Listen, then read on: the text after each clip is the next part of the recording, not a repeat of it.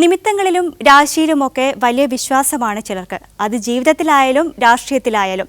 തെരഞ്ഞെടുപ്പിലെ വിജയരാശിയായ സ്ഥാനാർത്ഥിയും കൂട്ടരും ഒരുപോലെ വിശ്വസിക്കുന്ന ഒരു വീടുണ്ട് കോഴിക്കോട്ട്. ആ വീടിന്റെ വിശേഷങ്ങളാണ് ഇനി. പുതിയറ റോഡിലെ ഈ പഴയ വീടാണ് താരം. ഒന്നല്ല 2 തവണയാണ് ഈ വീട് വിജയരാശി കൊണ്ടുവന്നതെന്നാണ് സ്ഥാനാർത്ഥിയുടെ വിശ്വാസം. അതിനാൽ 3ാം തവണയും തിരഞ്ഞെടുപ്പ് കമ്മിറ്റി ഓഫീസ് എവിടെ വേണമെന്ന് തീരുമാനിക്കാൻ രണ്ടാമതൊന്ന് ആലോചിക്കേണ്ടി വന്നില്ല. പക്ഷേ അപ്പോഴൊരു പ്രശ്നം, വീട് ഉടമയുടെ കൈവശത്തിലല്ല. വിജയരാശിയായി കരുതുന്ന വീട് അങ്ങനെ വിട്ടുകൊടുക്കാനുമാവില്ല. പിന്നെ നെട്ടോട്ടമായി. അവസാനം ഒപ്പിച്ചെടുത്തു.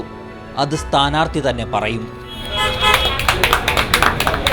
ആ വാടകയ്ക്ക് വാങ്ങിയ ഡോക്ടർ മനോജ് കാളു നമ്മൾ ആവശ്യപ്പെട്ടതനുസരിച്ച് അദ്ദേഹം ഒഴിഞ്ഞിട്ടാണ് നമുക്ക് വേണ്ടി ഇത് നൽകിയിട്ടുള്ളത്.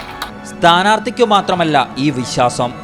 UDF ആയിട്ടൊരു ആത്മബന്ധമുള്ള ഒരു ഐശ്വര്യത്തിന്റെ കേന്ദ്രമായിട്ടാണ് ഈ ഓഫീസ് കാണുന്നത്. 2 തവണ നിയന്ത്രിച്ച ഒരു കേന്ദ്രമാണ്. 3ാം തവണയും അദ്ദേഹത്തിൻ്റെ തെരഞ്ഞെടുപ്പിന് ചുക്കാൻ പിടിക്കാൻ കേന്ദ്രമായി നമ്മൾ ഉദ്ഘാടനം ചെയ്തിരിക്കുന്നത്. വിജയവഴിയിലെ വിശ്വാസങ്ങൾ ഇതുമാത്രമല്ലെന്നാണ് കേൾവി. തിരഞ്ഞെടുപ്പ് ഫലം എവിടെയിരുന്നറിയണമെന്ന കാര്യത്തിൽ പോലും ഇത്തരം ചില വിശ്വാസങ്ങളുണ്ട്.